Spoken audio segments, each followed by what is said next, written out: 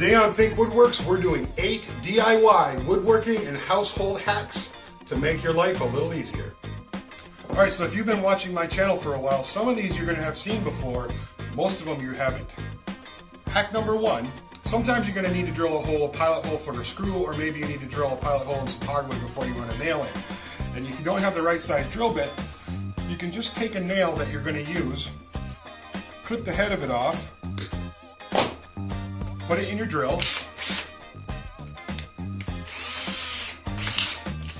and use the nail as the drill bit to run the pilot hole. And it works pretty good, even in hardwood like Brazilian cherry. Now you're not limited to one size. This is a finish nail. But you can even use like a framing nail or a 16D. Just chop the head of it off. And it too will work.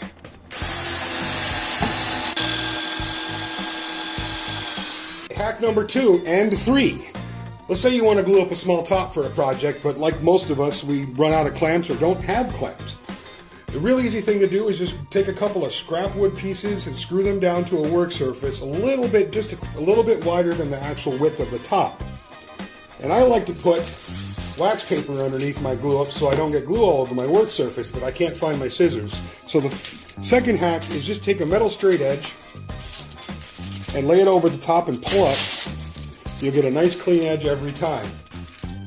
Now that I've got my block screwed down and my wax paper's cut and down, I'm just going to put some glue on, which I've already done on my work pieces, and I'm going to lay them in there, tight up against the back block, and then take a couple of wedges.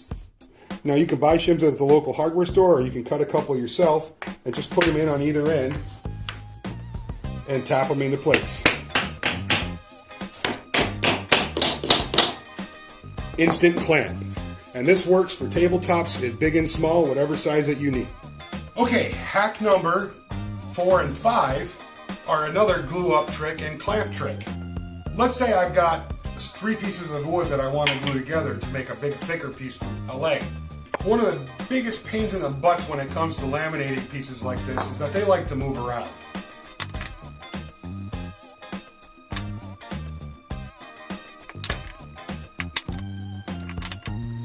So after I've got my glue evenly spread on, rather than trying to wrestle these things while I'm clamping them to keep them nice and square, I'll just take some table salt and just a couple, it does not need much, just a few little grains on it. It won't affect the adhesion, and it'll keep that wood from sliding around. With my pieces glued and salted, I need to clamp them now. And again, no clamps, or just not enough clamps. So I cut out some simple C-shapes with a mouth just wider than the width of the piece that I'm clamping.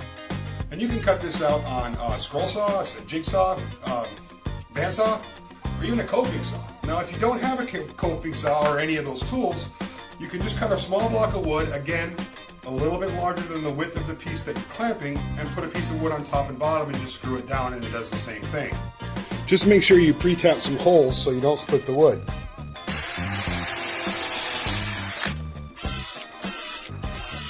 And then just screw them onto your block, leaving one side hanging out. Now with my C-clamps made, I'm just going to take it, lay it over the top of the piece that I'm clamping up, put a little wedge or shim in there. I made these ones myself, and just a little tapping pressure, and you've got a nice strong clamp to clamp those down.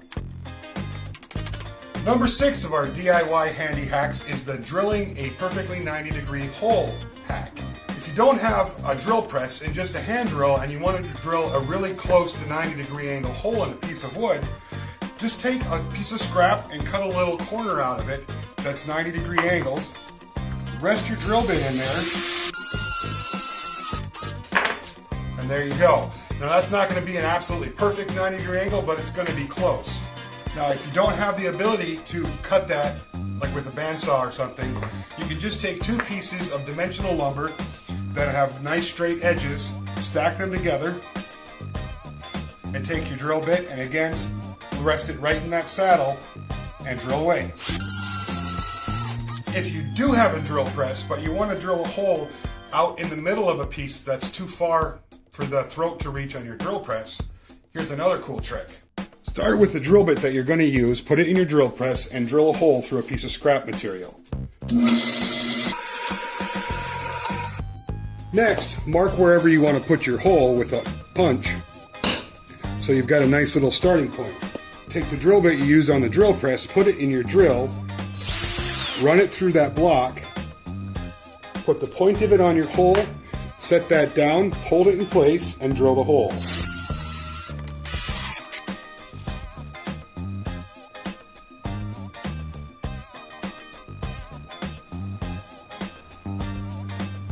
Number 7 on the roster today is a sharpening hack.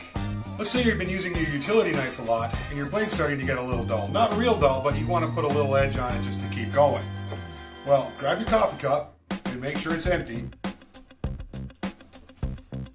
Turn it upside down and use that bottom rim as a sharpening stone. It works really good. It also works for kitchen knives. If you're in your kitchen and that edge is just starting to wear off a little bit and you want to tune it up real quick, you can just use your coffee cup and you're good to go. Now, if you use this hack, you want to be careful and make sure you're using a ceramic coffee cup. And this is not a replacement for a good sharpening. It's just a way that you can put a little edge on a knife in an emergency. Now, the last hack for the day is an indoor hack. Let's say you're taking a picture down or you're moving it and you don't want to put anything in its place. You end up with a nasty little hole in your wall. Now, rather than going down to the hardware store and grabbing some drywall mud or some spackle, you can just take some toothpaste. As long as the hole's not too big, a little dab of toothpaste right over the top. Let that set up for about 1.5 to 2 hours and you can put a little paint right over it and you're good to go. Not only that, but the house will smell minty fresh. So there's a handful of handy DIY hacks. Now, if you know of a hack that you think is pretty cool, comment down below. I'd love to hear it. And if you found these tips useful today, I would love to have you subscribe to my channel and like the video, and of course share it. It really helps the woodworking community and the video creators when you share videos.